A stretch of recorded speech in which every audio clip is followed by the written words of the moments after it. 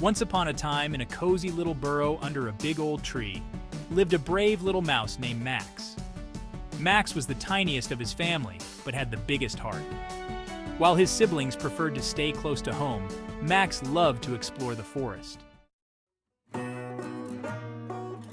One sunny morning, Max decided to venture further than he had ever gone before.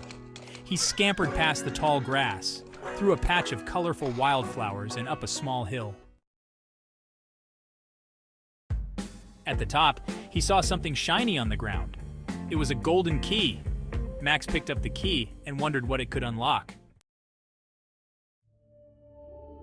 Following the sound, Max found a tiny magical door at the base of a giant oak tree. The door was just the right size for a mouse, and it had a tiny keyhole. With a mix of excitement and curiosity, Max used the golden key to unlock the door. As it creaked open, a warm, golden light spilled out.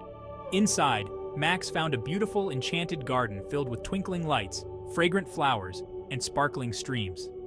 At the center of the garden was a tiny fairy, trapped inside a delicate glass jar.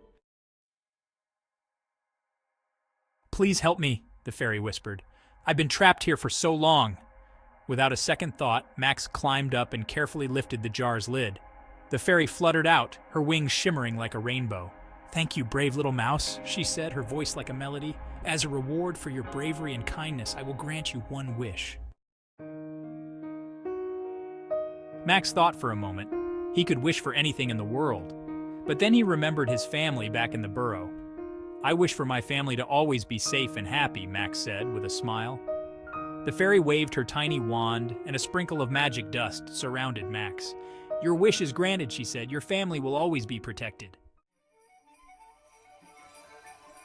Max thanked the fairy and returned home with a heart full of joy.